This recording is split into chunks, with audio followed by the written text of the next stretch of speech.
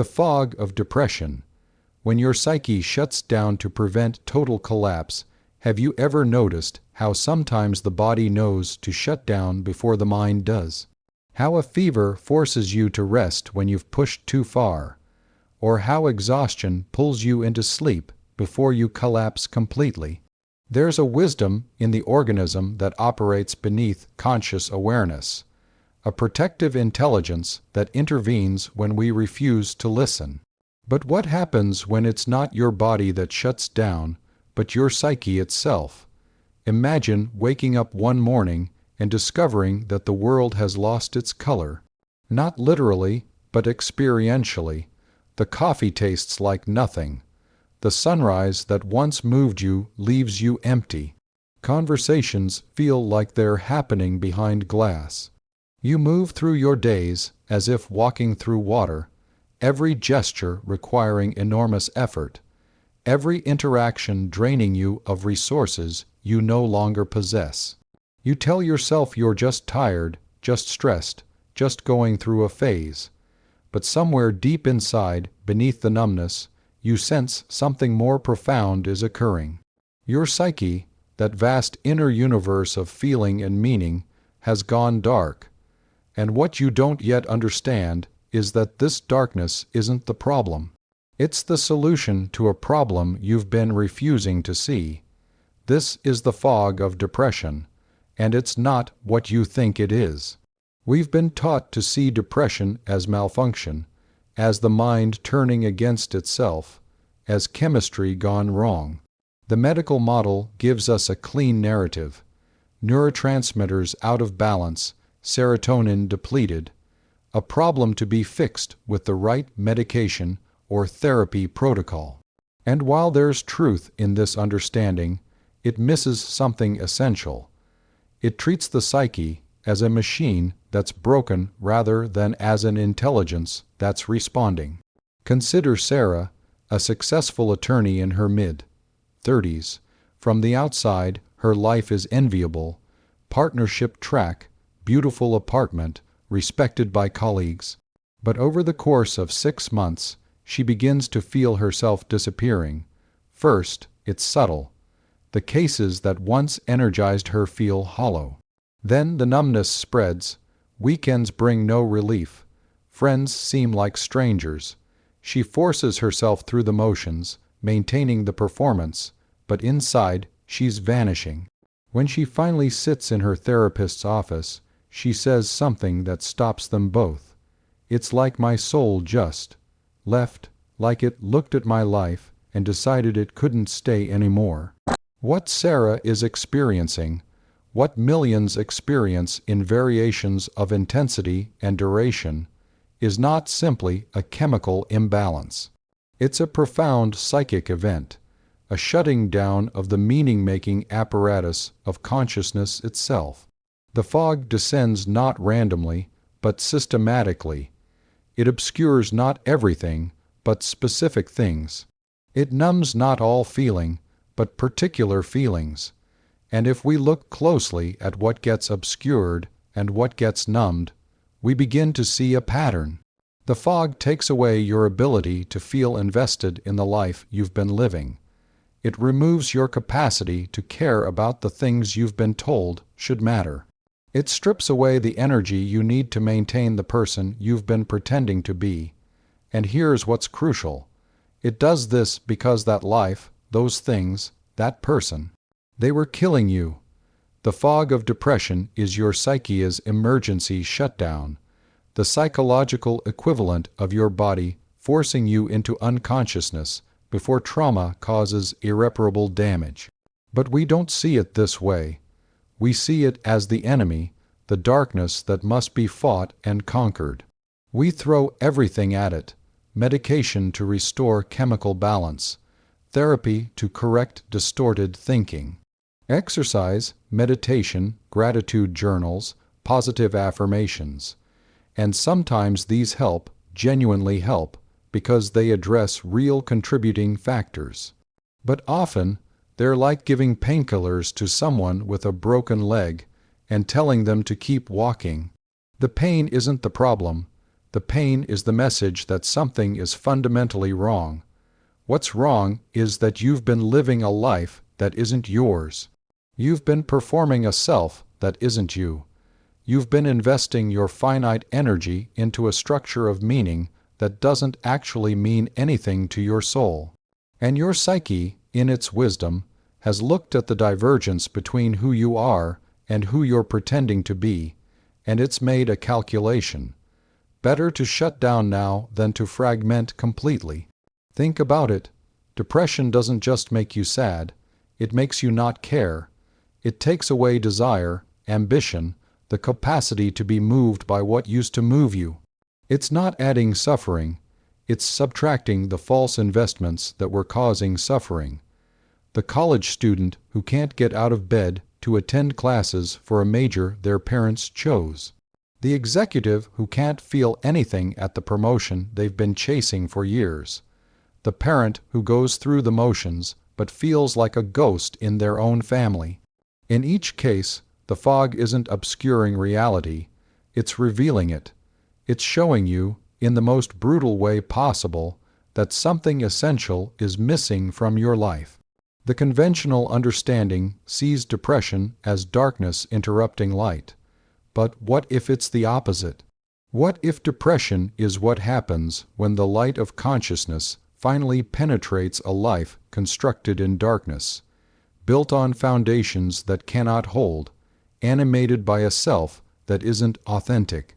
The fog then becomes not an invasion but a withdrawal, the psyche pulling back its energy from unsustainable investments, creating a void where something truer can eventually emerge.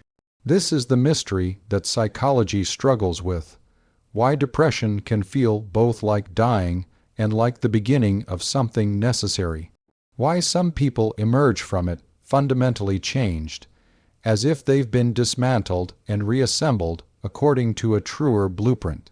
Why the fog, as terrible as it is to experience, sometimes precedes the most profound transformations of a person's life. Not because suffering is noble or pain is necessary, but because sometimes the only way to stop building the wrong life is to have the capacity to build anything at all temporarily taken away. Carl Jung encountered this mystery from a unique vantage point. As both psychiatrist and traveler through his own psychological underworld, he understood that what we call depression often masks a deeper process. He called it the encounter with the shadow, the confrontation with the unlived life, the beginning of what he termed individuation, the journey toward psychological wholeness.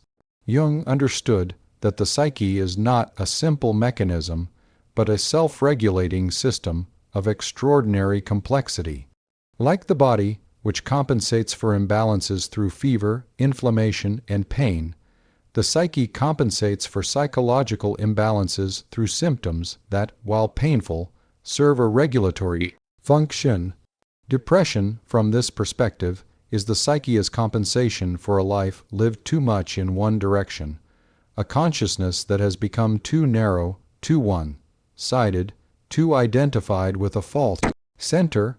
What Jung called the persona is central to understanding this process.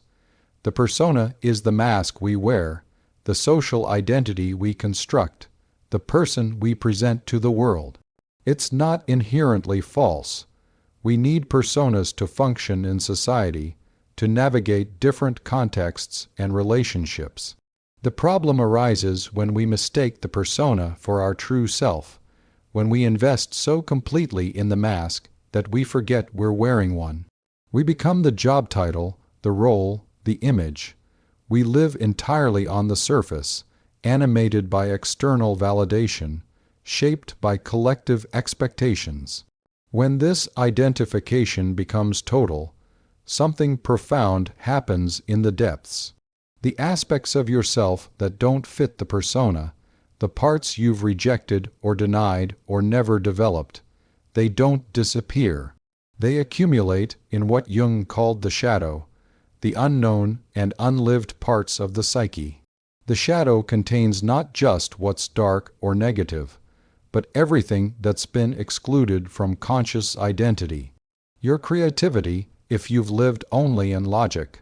Your vulnerability, if you've maintained only strength. Your wildness, if you've been only controlled. Your depth, if you've stayed only on the surface. The shadow grows in proportion to the narrowness of conscious identity. The more rigidly you define yourself, the more of yourself gets cast into darkness, and the shadow, charged with this unlived energy, begins to exert pressure. It appears in dreams, in slips of the tongue, in sudden impulses and inexplicable moods. It's trying to get your attention, to signal that something essential is being neglected.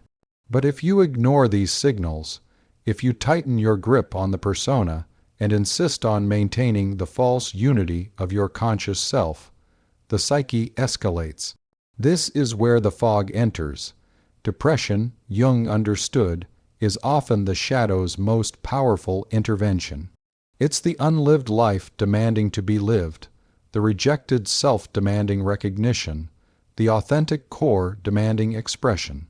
The fog doesn't descend to destroy you. It descends to stop you from continuing to destroy yourself through false living. Jung described this process in his own life. In his late 30s, at the height of his professional success, he was seized by a depression so profound it threatened his sanity. He couldn't work, couldn't function in the ways that had defined him, but rather than fighting it, he did something radical. He descended into it. He used what he called active imagination, a method of dialoguing with the unconscious, giving voice to the images and figures that arose from the depths. What he discovered in that darkness wasn't illness, but a vast, neglected realm of his own psyche demanding integration. This process of integration is what Jung called individuation. It's not about becoming someone new or achieving some ideal self. It's about becoming whole, about retrieving and integrating the parts of yourself you've abandoned or denied. It's about moving from the narrow identity of the persona toward the broader reality of the self, the archetype of wholeness that represents your total potential. But here's what makes this process so painful. Individuation requires the death of the false self. Not a metaphorical death, but a death that feels completely real to the ego identified with that false self. When the fog of depression descends, it's not just taking away your enthusiasm for activities. It's dismantling your very sense of who you are. The structure of meaning you've built, the identity you've invested in, the story you've told yourself about your life. All of it becomes questionable. The fog strips away your defenses, your rationalizations, your ability to maintain the illusion. It forces you into what Jung called the negrito, the blackening, the first stage of psychological transformation where everything must be broken down before it can be reconstituted. This is why depression so often resists treatment. The psyche isn't interested in restoring you to the life you were living before. It's not trying to help you function better in a fundamentally wrong situation. It's trying to force a transformation, to create the conditions where the false self can die and something truer can be born. When we medicate away the symptoms without addressing the underlying psychic necessity, we may restore function but perpetuate inauthenticity. We help the person get back to the life that was suffocating them. Jung also spoke of enantiodromia, the principle that everything in the psyche eventually transforms into its opposite when taken to an extreme. A life lived too much in the light, too much in conscious control, too much in collective adaptation, eventually flips into its opposite: darkness, surrender of control, withdrawal from collective. The fog of depression is this enantiodromia in action. The psyche is natural balancing mechanism asserting itself with overwhelming force. What emerges from this understanding is a radically different relationship with depression, not as enemy but as initiation. not as malfunction, but as metamorphosis, not as something to be quickly eliminated, but as something to be deeply listened to. The question shifts from, how do I make this stop, to what is this trying to tell me? What life am I being called away from? What self am I being invited to become? Section 3. Philosophical depth. The fog of depression opens onto questions that have haunted philosophy since humans first turned consciousness upon itself. What does it mean to live authentically? What is the relationship between the self we perform and the self we are? How do we find meaning in a world that provides no guaranteed meanings? And most fundamentally, who am I when I strip away everything I've been taught to be? Soren Kierkegaard, writing in the 19th century, described what he called the sickness unto death, a despair so profound it transcends ordinary unhappiness. This despair, he argued, comes from the failure to be oneself, from the attempt to be someone other than who you truly are. Kierkegaard distinguished between different forms of despair. There's the despair of not wanting to be oneself, where you reject your authentic being in favor of some ideal or expectation. And there's the despair of wanting to be a self that isn't truly yours, constructing an identity based on false foundations. Both forms lead to a kind of spiritual suffocation, a deadness that no amount of worldly success can remedy. What Kierkegaard understood, and what connects to the Jungian framework, is that this despair is actually the threshold of transformation. It's the moment when the self-deception can no longer be maintained, when the gap between authentic being and false living becomes unbearable. The fog of depression, in this light, is the experience of this unbearable gap. It's the self finally recognizing its own inauthenticity and recoiling in horror. Friedrich Nietzsche approached the same territory from a different angle. He spoke of the death of God. But what he was really describing was the collapse of inherited meaning systems, the moment when the stories we've been told about who we are and what matters can no longer sustain us. Nietzsche understood that this collapse is terrifying because it leaves us in a void, in what he called nihilism, the absence of intrinsic meaning. But he also saw this void as necessary, as the clearing that must occur before authentic values can be created. The fog of depression is this nihilistic void made visceral. It's the experience of all inherited meanings dissolving, all received values losing their power, all the reasons you had for living the way you were living suddenly seeming empty and arbitrary. This is why nothing brings relief during depression, not pleasure, not achievement, not even love. The fog has created a space before meaning, before value, before the constructed self. And in that space, you're forced to confront the most fundamental question: what do I actually value, stripped of all social conditioning, all external validation, all borrowed beliefs? Nietzsche spoke of the Übermensch, the overman, not as a superior being, but as someone who has passed through this void and created their own values, their own meaning, their own life from authentic foundations. The path to this requires what he called a revaluation of all values, a radical questioning of everything you've accepted as true. Depression forces this revaluation.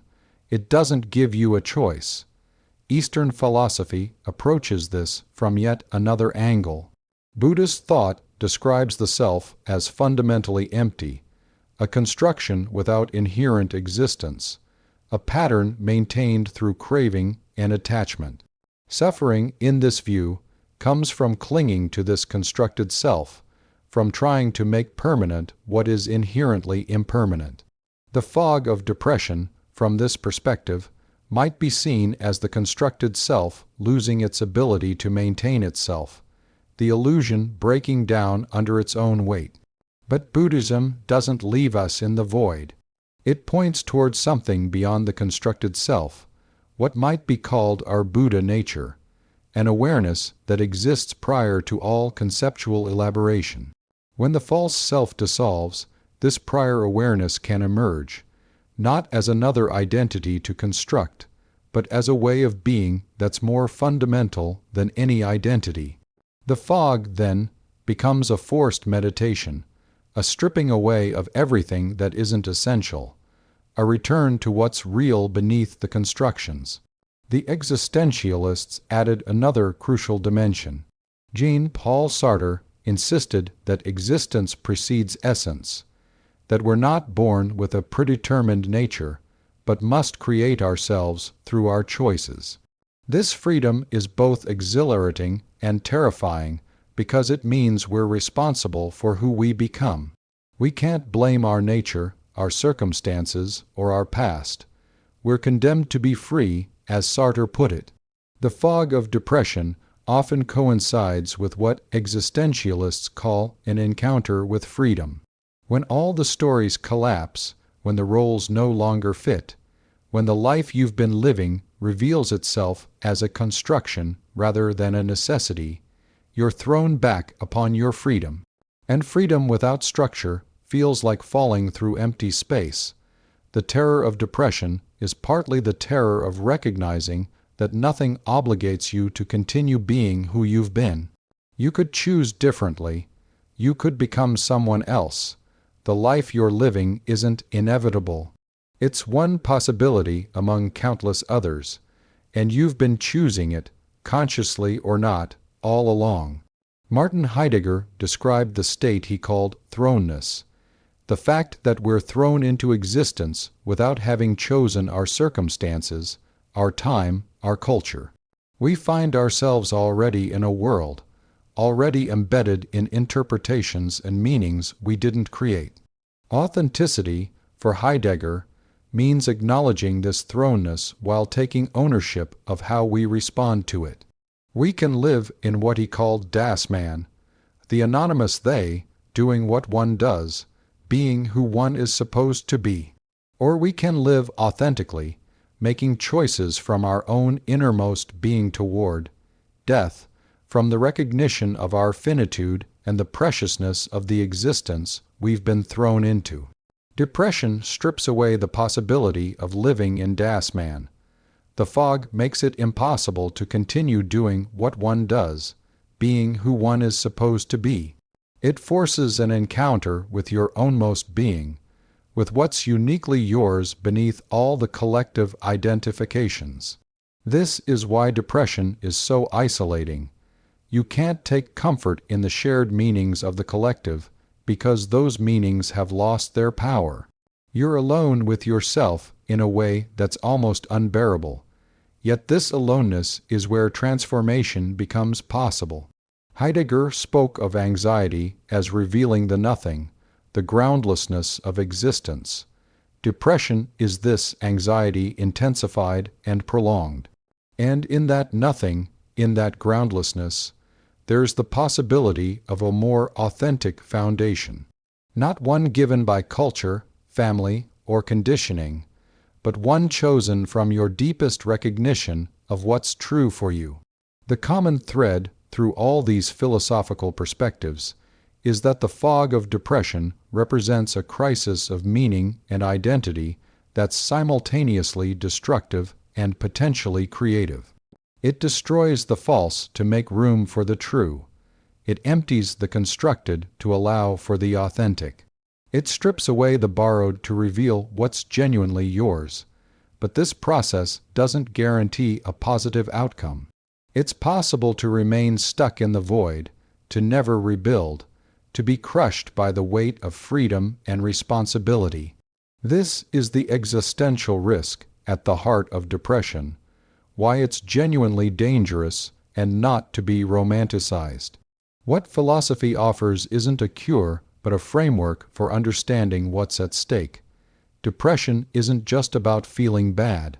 It's about the foundations of your existence being called into question. And the only way through is to meet that questioning honestly, to resist the temptation to rebuild the same false structure, to have the courage to live with uncertainty while something true gradually emerges. Section 4. Practical integration. So how does this understanding translate into lived experience? How do you work with depression when you recognize it as both symptom and signal, both crisis and potential initiation? The first step is recognition. Not the recognition that you're depressed, that's usually painfully obvious, but the recognition of what the depression is obscuring and what it's revealing. You might notice that while you have no energy for certain activities, for the performance that's been expected of you, there might be tiny movements towards something else. A fleeting interest in something you abandoned years ago. A moment of aliveness when reading something that speaks to a part of yourself you've ignored. These aren't distractions from depression. They're signals from beneath the fog, hints about what wants to live in you. This shows up in your life as a kind of selective shutdown. You can't bring yourself to do the work that used to define you, but you find yourself drawn to activities that have no productive purpose. You can't engage in social performances, but you can spend hours alone with your thoughts. You can't maintain the persona, but something in you is quietly observing, quietly processing, quietly preparing. The fog isn't total, it's strategic, and if you pay attention to what it's preserving versus what it's shutting down, you begin to see the outline of a different life. Working with this requires what Jung called active imagination, but in practical terms it means creating space for dialogue with yourself. Not the self you've been presenting to the world, but the self that's been speaking through the depression. This might look like journaling without agenda, asking questions and letting answers arise without censoring them. What am I really tired of? What have I been pretending? What wants to die in me? What wants to be born? The answers that come often surprise you because they're not coming from your conscious ego. They're emerging from deeper layers. You might notice resistance to this process. Part of you doesn't want to know what the depression is revealing because knowing means you'll have to change, and change means loss. The life you've been living, even if it's killing you, is familiar. The identity you've constructed, even if it's false, is stable. There's a death involved in transformation, and the ego naturally recoils from death even when it's necessary. This resistance shows up as bargaining. Maybe I just need a vacation. Maybe if I try harder. Maybe it's just a phase. These are the ego's attempts to avoid the deeper reckoning. The process of transformation through depression isn't linear. It doesn't progress neatly from darkness to light. There are days when insights emerge, when you feel movement, when possibility opens. And then there are days when the fog is impenetrable, when nothing makes sense, when you can't remember why you're even trying. This isn't failure. It's the nature of psychological transformation. The psyche works in cycles, in rhythms of descent and ascent, dissolution and reconstitution. What you're looking for isn't a sudden cure, but a gradual shift in your relationship with the depression. Instead of seeing it purely as enemy, you begin to sense it as ally, as the force that's refusing to let you continue living falsely. This doesn't make it pleasant. The fog is still debilitating, the numbness still painful in its way. But there's a subtle shift in orientation. You're no longer just enduring, you're listening, you're asking what this is for. You're looking for what wants to emerge. Practically, this might mean making small movements toward authenticity even while still in the fog. If the depression is telling you your career doesn't fit, you might not be able to immediately change careers, but you can stop pretending to yourself that it's fine. If it's revealing that certain relationships are draining because they require you to be someone you're not, you might not be able to leave those relationships immediately, but you can start being more honest about who you are within them. These small movements are how you begin to honor what the depression is revealing without requiring that you completely dismantle your life overnight. You also need to distinguish between what serves the transformation and what merely numbs you. There are genuine resources, therapy that goes beyond symptom management to explore meaning, spiritual practices that put you in touch with something larger than ego, creative expression that gives voice to what's emerging, time in nature that reminds you of realities beyond human construction. And there are things that simply numb: excessive screen time, substance use, compulsive behaviors that provide temporary escape but leave you further from yourself. The distinction isn't always clear, and sometimes numbing is necessary for survival. But as you move through the process, you develop a felt sense of what's truly nourishing versus what's just postponing the reckoning. One of the most important recognitions is that you can't force this process. You can't will yourself into transformation. The ego, the conscious I, doesn't control this. What you can do is create conditions where transformation becomes possible. You can stop feeding what's false. You can make space for what's emerging. You can pay attention to the signals. You can be patient with the pace of deep change. But the actual transformation, the shift in the depths, happens according to its own timing, according to the wisdom of the psyche itself. This is where professional support becomes crucial, but with an important caveat. You need support that recognizes depression as potentially meaningful rather than purely pathological. Medication may be necessary, especially if you're in crisis or can't function at all. But medication that simply restores your ability to maintain the false self isn't healing, it's just management. The ideal is support that stabilizes you enough to do the deeper work, while honoring that work as necessary. Therapy that asks not just, how do we reduce symptoms, but what is your depression trying to tell you? What life is it calling you away from? What self is it calling you toward? The warning signs that you're moving in the right direction aren't necessarily feeling better immediately. They're more subtle. You might notice moments of genuine feeling after months of numbness, even if that feeling is grief or anger. You might find yourself speaking more honestly, saying things you've been afraid to say. You might feel more aligned even while still struggling. You might sense a thread of meaning beginning to weave through the darkness. These are signs that the fog is beginning to serve its purpose, that the shutdown is creating space for something new. What does it look like when you emerge on the other side?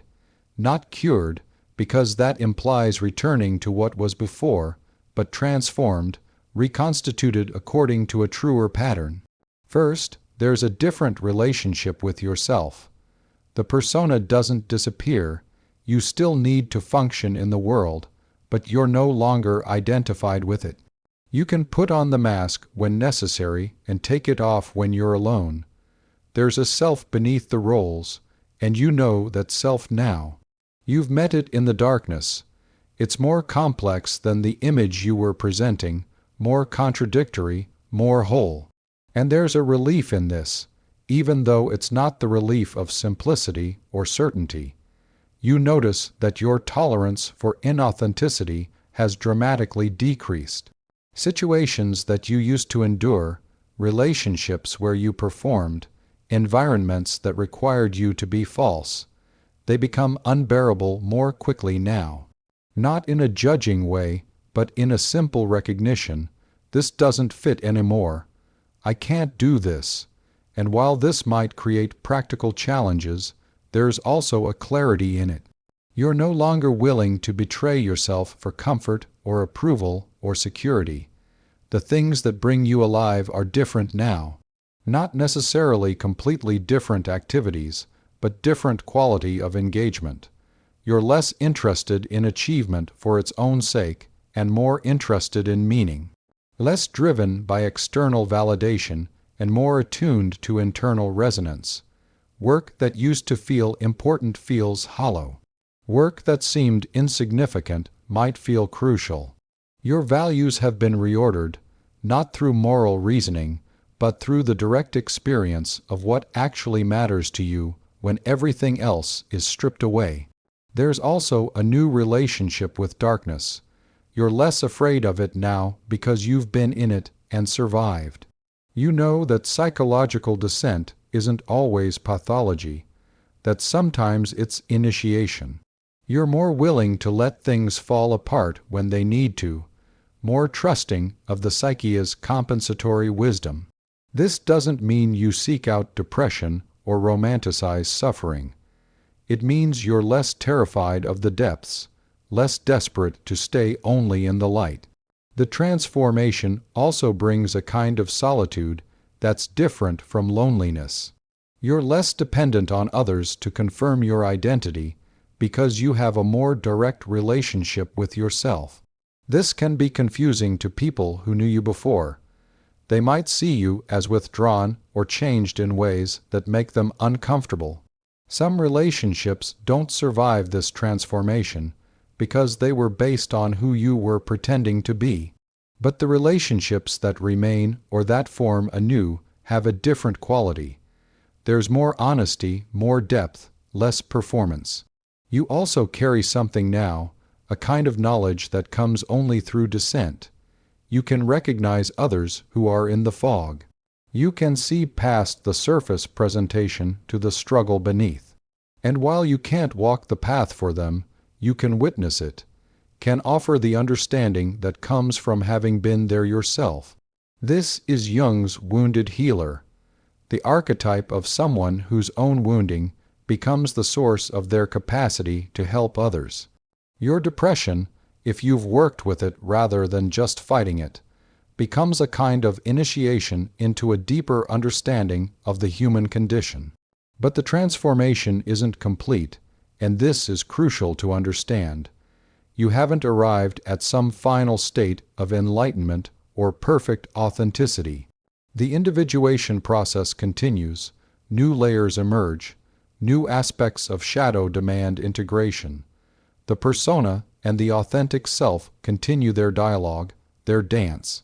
What's different is that you're now more conscious of the process, more engaged with it, less likely to drift back into complete identification with false selves.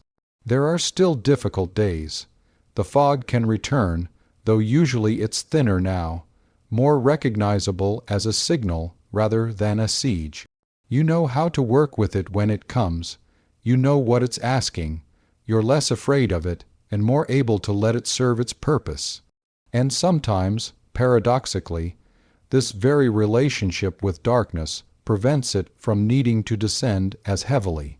When you're more responsive to subtle signals, the psyche doesn't need to escalate to crisis.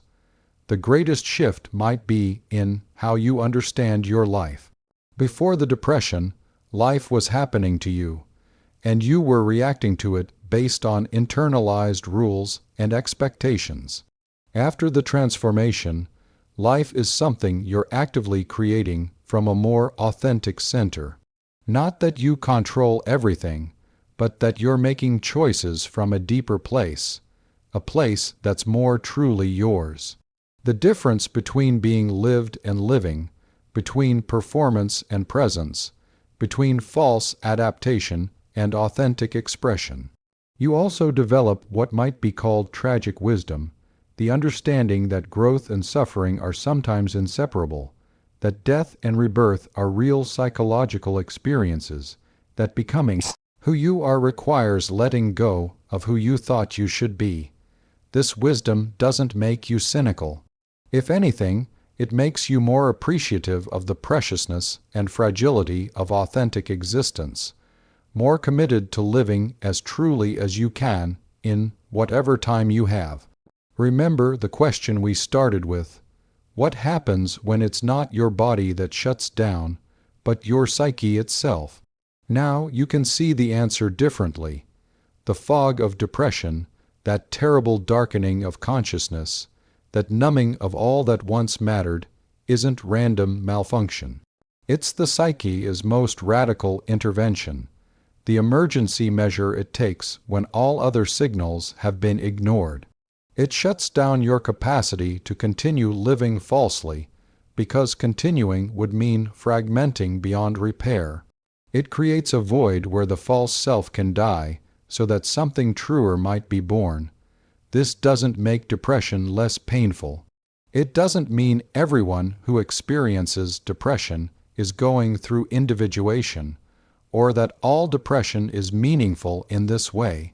Sometimes depression is primarily biological, sometimes it's circumstantial, sometimes it's trauma-based and requires very different approaches. But for many people, especially those who experience depression while outwardly successful, while seemingly having everything they're supposed to want, the fog is pointing towards something profound, a fundamental misalignment between the life being lived and the life that wants to live. Your psyche is not your enemy. Even in its darkest interventions, even in the fog that seems like death itself, it's working toward wholeness. It has an intelligence that operates beneath conscious awareness, a wisdom that knows when you're straying too far from your authentic path. And when you're too identified with false selves, too invested in lives that aren't yours, too far from your own center, it pulls back. It withdraws its energy from unsustainable structures. It forces you into the darkness where transformation becomes possible. The journey through this darkness is terrifying because it requires dying to what you've known, to who you've been, to the stories you've told yourself about your life. But on the other side of that death is something you can't fully imagine from within the fog, a more authentic existence, a more integrated self, a life aligned with who you actually are rather than who you've been pretending to be. The fog will lift, but you won't return to where you were. You'll emerge changed, reconstituted, carrying both the wound and the wisdom of the descent. And you'll know something that can't be taught, only experienced, that sometimes the psyche's greatest mercy looks like its cruelest curse, that shutdown and rebirth are sometimes one process, and that the darkness you feared most might be the doorway to the life you've been seeking all along. The question isn't whether you'll face this fog at some point. Most of us will, in some form, because most of us stray from ourselves, construct false identities, live lives that don't quite fit. The question is what you'll do when it descends. Will you fight it only as enemy, or will you also listen to it as ally? Will you demand only that it lift so you can return to what was? Or will you ask what it's revealing, what it's protecting you from, what it's calling you toward? Your psyche is speaking to you through the fog. It's telling you that something must change, that someone must die so that you can truly live. The shutdown is mercy disguised as suffering, protection disguised as destruction, the beginning disguised as ending. Trust it, not blindly, but wisely, not without support, but with the courage to see it through. Because, on the other side of this darkness, waiting patiently for you to arrive, is the person you've always been beneath all the constructions. And meeting that person, finally becoming who you are rather than who you've been performing, is worth every terrible moment of the descent. The fog is not the end, it's the beginning of something truer. Your psyche shut down to prevent your collapse. Now it's waiting for you to rebuild, consciously this time, from authentic foundations. The journey is yours. The darkness is your doorway. The shutdown is your salvation. And you are more than you've ever allowed yourself to be.